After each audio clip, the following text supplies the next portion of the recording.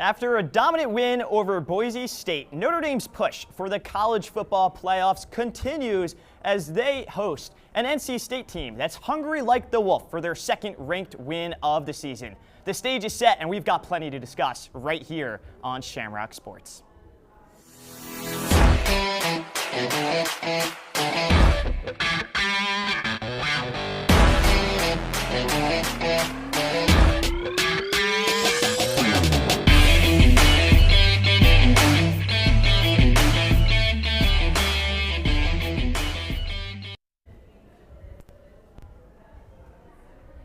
And we welcome you into the Duncan Student Center. Chris Dailey alongside Peyton Dymick and Kira Hoffman. We got the whole tri-campus represented on this desk. The energy is through the roof here at Shamrock Sports.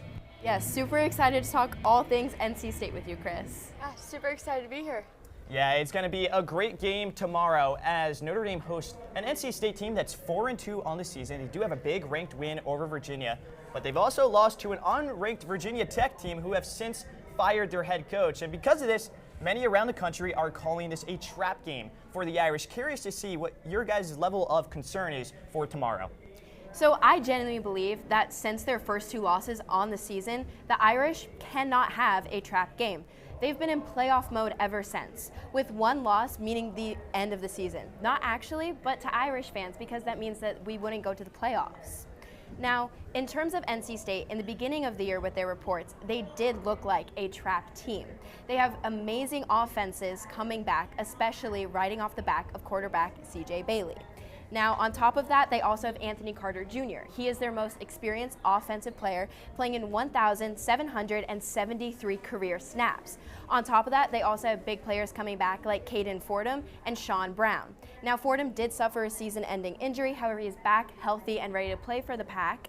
And Sean Brown last year had 96 stops on the year, averaging around 7.5 tackles per game.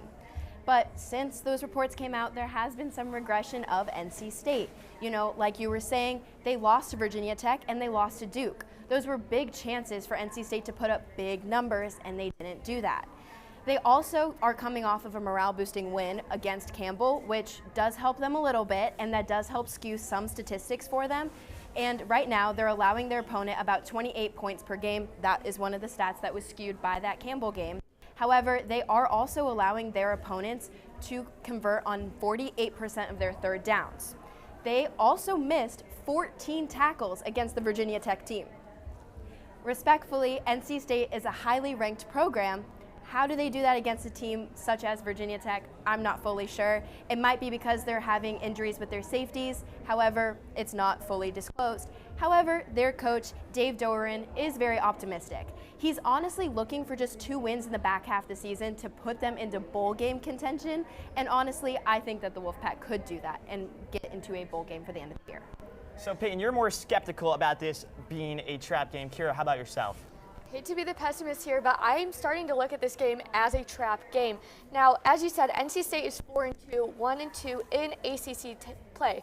But in those 2 losses, they only gave up 14 points. And I do want to point out that they were the only team to beat number 19 Virginia this season. And another interesting statistic brought up by a couple of our Shamrock Sports members was that this is NC State's first game outside of NC State. They've looked at this game differently, they've prepared for it differently, and I think we're going to play a different team than what Peyton has talked about. So whether being outside of NC State gives them an advantage or not, Notre Dame needs to be on the lookout. I want to also point out NC State has a powerful quarterback running back duo. I know the 3 of us are going to get into that later, but it's a threat to kind of keep in the back of our minds as we go through the show. Turning things on to the Irish, this is one of our last competitive games before seeing USC on our schedule. Tensions are high. Fans have watched Notre Dame make small mistakes that lead into more explosive plays. If Notre Dame is looking to approach this game more carefully, I am worried that fans are going to see a few more slip-ups than normal. So defense needs to clean up and lock down if we want to get out of trap game territory. Yeah, and I know Notre Dame fans around the country hope that's all it is, just a label of this being a trap game. But you've touched on it, Kira. This NC State offense is explosive. Hollywood Smothers has the 3rd most amount of rushing yards in the country, and they're averaging 33.8 points per game. So how on earth can this Notre Dame defense approach stopping the Wolfpack offense with how dominant they are? Well, right now, CJ Bailey is currently ranked 4th in the NCAA in passing yards. He's thrown 13 touchdowns and 1,660 yards total. Again, like Kira was saying, they also have running back Hollywood Smothers, and he's, again, ranked 3rd in the NCAA for rushing yards. So they have that great duo going on there. There's also a lot of defensive light for NC State that Notre Dame does need to look out for. So they have transfers Sebastian Harsh and Sion Sloan, and Harsh already has 21 tackles for the Wolfpack, and Sloan is coming in strong with 27. I definitely think those are key players that Notre Dame needs to look out for, especially whether they're on offense or on defense, if we are hoping for a success with the Irish offense. Yeah, so like you said, I'm looking into Hollywood Smothers a lot more as a threat. He's an amazing running back. Notre Dame has 2 amazing running backs as well. I think it's going to be more of an offensive battle here. Looking deeper into Hollywood Smothers as a threat, he has 693 rushing yards. Before last night, that was the 2nd most in the NCAA. Now it's the 3rd. He's also 2nd in the NCAA for rushing yards after contact. I'm looking for the defense to keep Hollywood Smothers covered and locked down. That way Notre Dame doesn't see any offensive slip-ups that lead into explosive plays. Yeah, we'll see what happens tomorrow afternoon. Notre Dame versus NC State. We've talked a lot about NC State. We're going to flip it to the Notre Dame offense after this short break. Hey Irish, if you want to hear the news from campus this week, watch some exciting segments, or learn about this coming weekend's campus events, make sure to tune in to ND Sunrise, which airs every Friday morning at 9 a.m. on the NDTV YouTube channel. We welcome you back to Shamrock Sports right here at the Duncan Student Center. Just mentioned it, we talked a lot about NC State so far, not so much about Notre Dame, a team that has really improved in the last 3 weeks, at least on paper. They finally picked it up, started gaining a couple of wins. Curious now for you guys, how much has Notre Dame improved? Is it just because they've been playing weaker opponents than they did against Texas A&M or Miami, or do you really see an improvement week by week with this program? I mean, I genuinely see an improvement. The defense is starting to look like how it did under previous defensive coordinators, and I really think that the Irish have a very good chance of testing this defense out against the NC State offense. Right now, Notre Dame is doing a good job of pressuring the quarterback, stopping run lines, and they're being fast, physical, and consistent, which is something that they've missed the past few games, especially against Miami and A&M. Now, like I said before, the NC State offense is slightly inconsistent right now. However, Hollywood Smothers does pose a big threat, and I think this is a good game for the Irish defense to basically just practice their defense and see where they're going wrong, especially because we are heading into bigger games like USC. Yeah, Kira, how do you view it? I agree with Peyton. Notre Dame hasn't allowed more than 13 points in each of its past 2 wins. If that doesn't stay locked in, I don't know what does.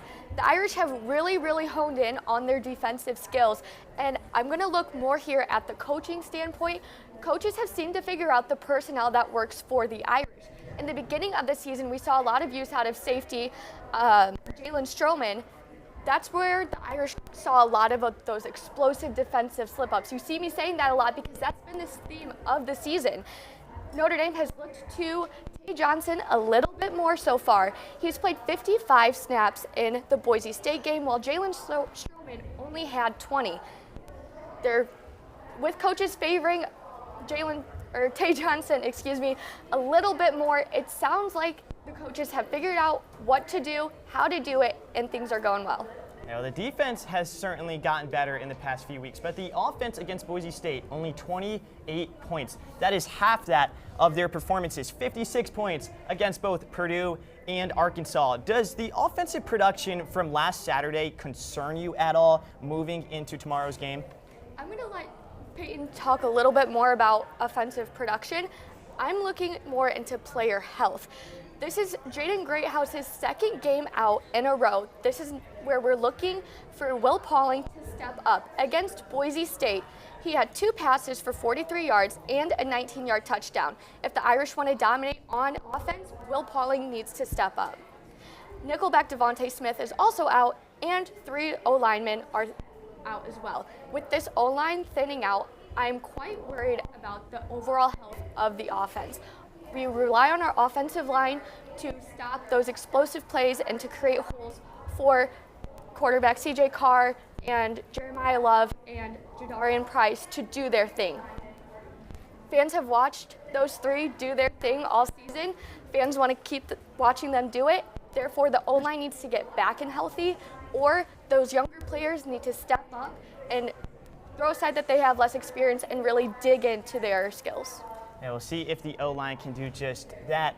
Peyton, what did you think of last week, and is that just a blip? Can Notre Dame remedy the ship here on Saturday? Yes, so as of last night, Notre Dame is ranked 13th overall in ability to score points. However, if you were watching the Boise State game, there would be some disagreement. They did not look like a 13th in the country team who could score that many points. Especially in their very first drive, they were stopped at the 1 yard line and they couldn't convert that ball. That had that opportunity to set a really great tone for the Irish, start them out 7-0, whatever, everything like that. But no, they didn't convert it. And it was horrible because it ended up setting the tone for the rest of the game, which ended up being low scoring. By the end of the second quarter, the Irish only had 14 points. Very, very low for a traditional Notre Dame offense. However, like we were mentioning before, the NC State defense is very gullible to letting teams convert their third down.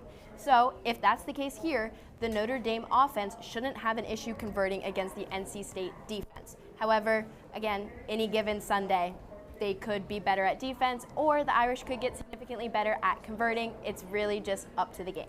Yeah, I'm excited. It's going to be a high-powered Notre Dame offense versus a high-powered NC State offense who are led by the big boys up front, the offensive linemen. They are just massive human beings. I'm wondering, what on earth are they feeding those fellas down at NC State? Those guys are huge. And that's why Hollywood Smothers has had As Notre Dame Television's proudest North Carolinian, I may be able to answer that.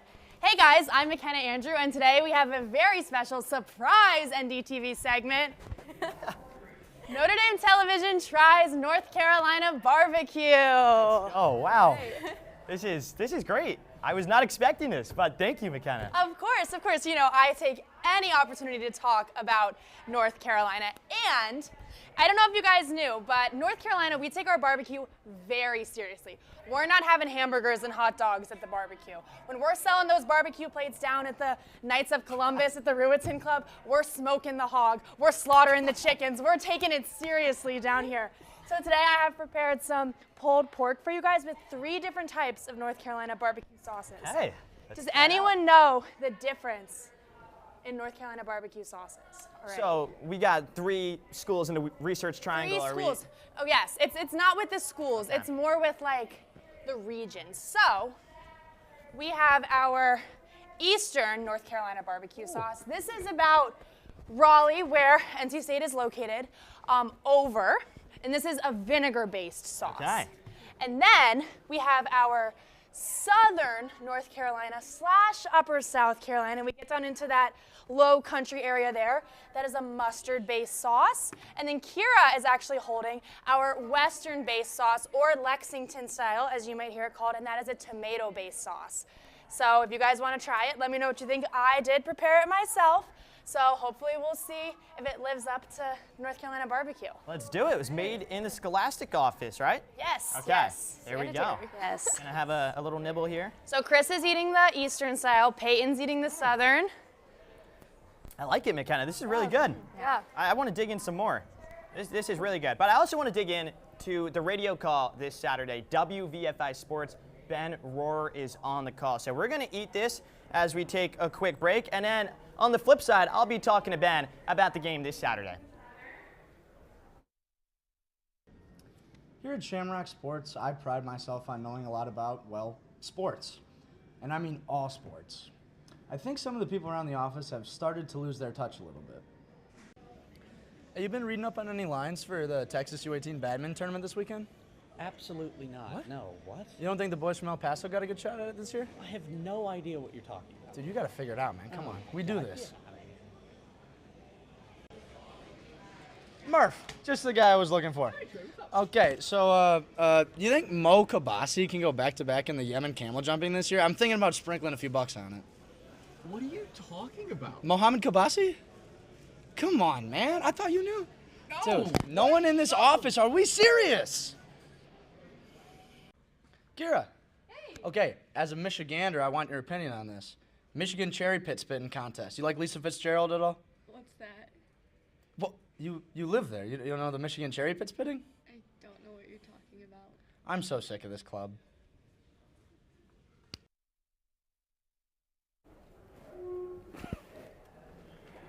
We welcome you back to Shamrock Sports. Chris Dailey alongside Ben Rohr. Ben, you're going to be in the booth this weekend for WVFI Sports Radio, voice of the Fighting Irish. How pumped are you? Oh, I just cannot wait, Chris. It's going to be me, Ryan Murphy. Mr. David Owens is going to join us for the pregame, halftime, maybe a little color in there. It's going to be an absolute blast. I cannot wait. But when I heard that my man Chris Dailey was hosting Shamrock Sports this week, I said, call my secretary, clear the calendar. And by that I mean I checked my Google Calendar and I was free. What are we talking about, Chris? Well, Ben, firstly, thank you so much. Of course. It is great to be with you. And we're talking about how NC State is chomping at the bit to play at the cathedral of college football, looking for another big ranked win. What are Notre Dame's keys to victory against a very antsy NC State side?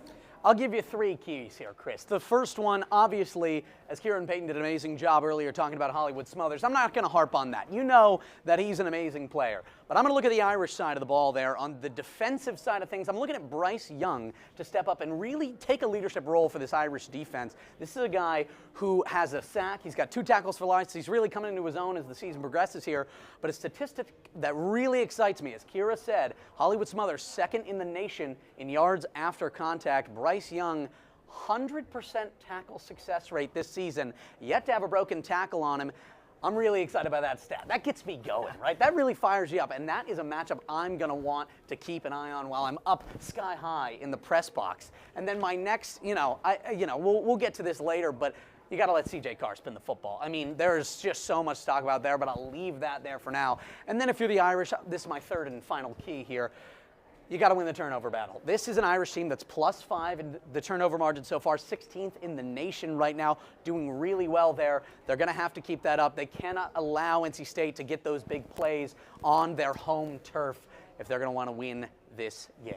Yeah, you got a little John Gruden right there, and I know you love X's and O's, Ben. So let's talk about the X's and O's. You've been watching the film for NC State. Anything in specific? I know you're just talking about a few things, but can Notre Dame really exploit this NC State defense in particular on Saturday? Well, this NC State front 7 is an excellent squad. They're 18th in the country right now in holding these rush yards, so that's going to be really fun to watch in terms of Jeremiah Levin, Jadarian Price going at it with that NC State front 7.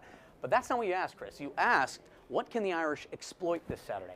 That's where you're going to have to let CJ Carr spin the football. I know I said I was going to talk about it. What if I do it right now? Let's do it. CJ Carr is a guy, 9 touchdowns to 2 interceptions, throwing almost 70% completion right now. He's having an absolute year, and this is a Notre Dame receiving corps that is really finding his confidence a little bit. Jordan Faison seems to be taking that #1 receiver role very confidently right now, and Will Pauling finally finding his footing as well, over 40 yards in the last 2 games.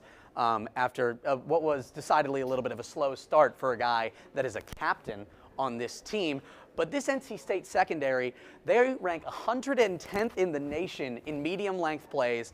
And what do you think? Long plays, are they better or worse? Oh, they're better. You get more yards. They're going to be 115th against offenses on long-range plays, so the Irish need to exploit that. The battle in the trenches is going to be arguably more exciting, but in terms of what the Irish need to take advantage of, it's going to be CJ Carr spinning the rock, flying into that secondary. That's really where the Irish can excel, I think, in terms of opening this football game up and being a high-flying, high-scoring game. Yeah, CJ Carr's got the 7th best quarterback rating in the country. Exciting times for Notre Dame fans. They finally got their quarterback one that they were longing for. But for now, we are going to flip it to Ethan Laszlo. He's got the AP poll update. Ethan, take it away. Thank you, Chris. Ladies and gentlemen, my name is Ethan Laszlo, and let's talk the AP poll, because this past weekend there was a lot going on outside of the Cathedral of College Football in the college football world. First, we're going to kick it over to Pasadena, California, where the 0-4 UCLA Bruins had a historic 42-37 upset of the 7th-ranked Penn State Nittany Lions. Specifically, let's look at one key play from this game. After their first touchdown, the Bruins elected for a surprise onside kick. Penn State had no idea it was coming, and after the Bruins recovered it, offensive coordinator Jerry Neuheisel and quarterback Nico Iamaleava didn't look back, with the Bruins taking a commanding lead the rest of the game and eventually surviving to bring home the win.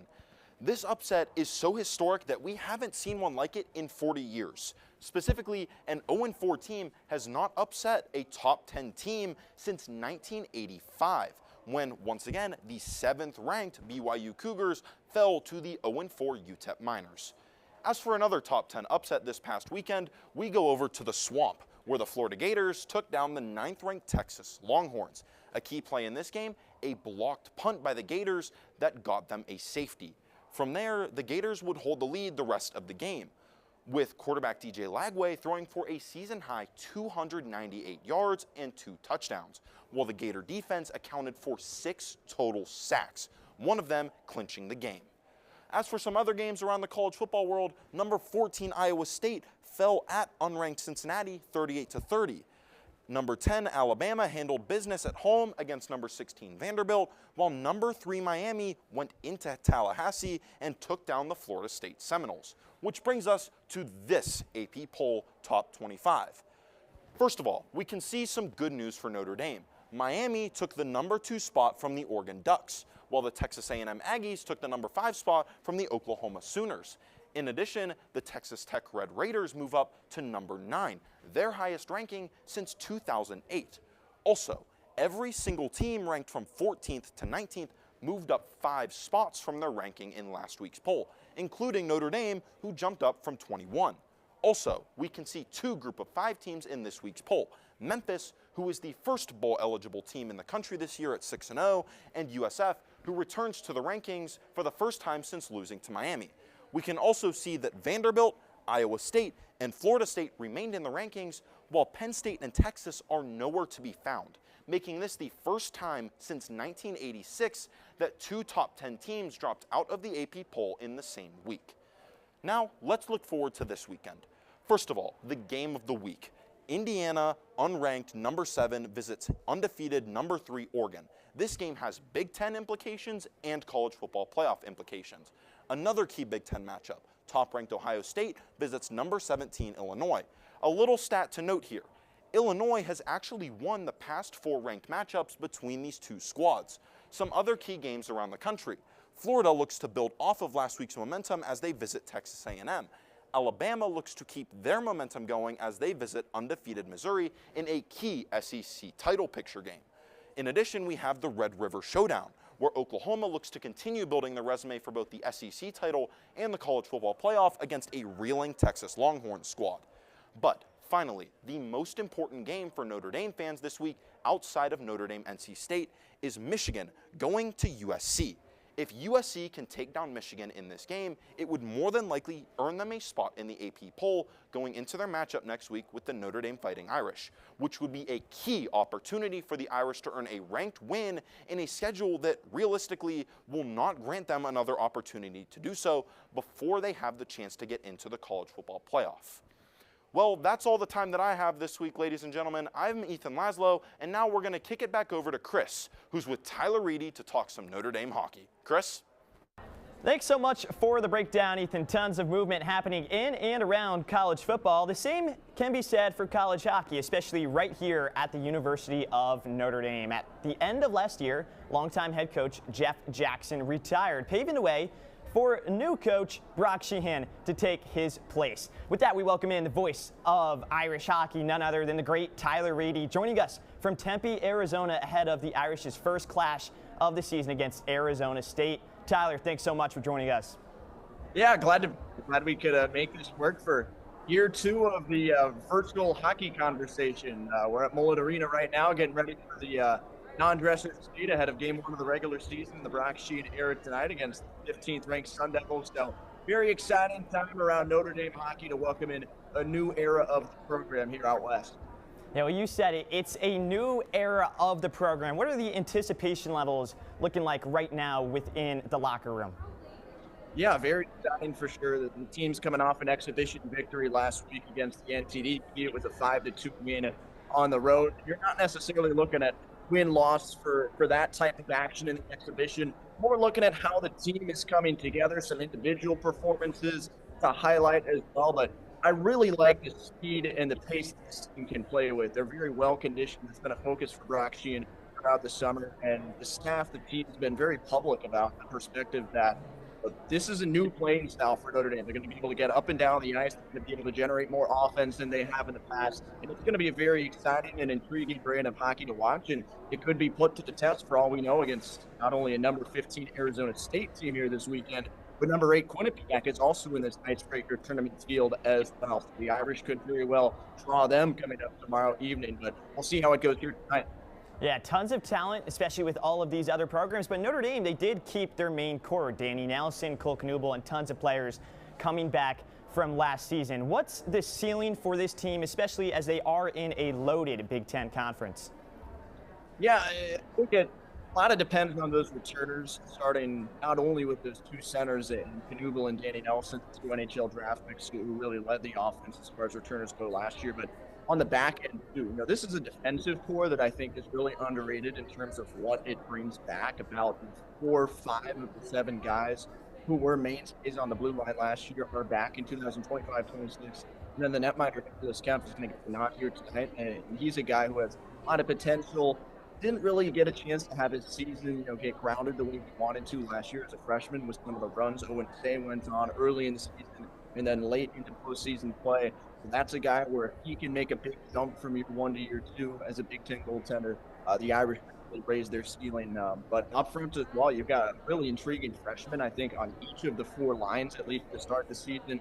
Dano Phoebus and Will Bell each scored a goal last week against the NDTV. I thought Dashiell Oliver played a great game. He's on that 3rd line for Notre Dame, along with Carter Slaggert and Soto Muzzati, the RPI transfer. And then on that top line as well, I should say, Cole Brown with Danny Nelson and Evan Porter, who's a really quick transfer from Michigan, coming from within the Big Ten from a rival program. So you have a lot of new faces. You have some of the Canadian Hockey League freshmen that are allowed to play college hockey for the first time this year. But returners as well, especially on the back end, that really could anchor this team, especially if Nicholas Kemp can make that jump.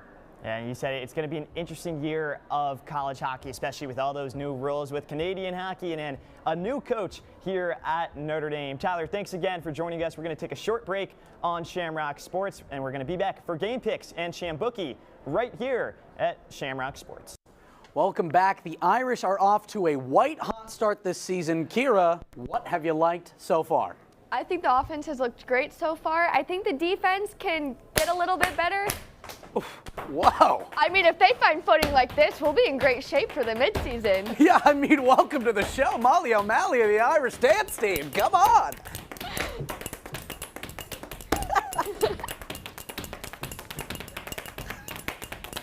Student Center for Shamrock Sports' very own Shambookie. Pumped to be with all of you guys. We love talking about Notre Dame, but also the world of college football, every single corner of the country. And we're going to start it off with you, Payne. I know you're looking at the game that no Notre Dame fan wants to watch, USC versus Michigan.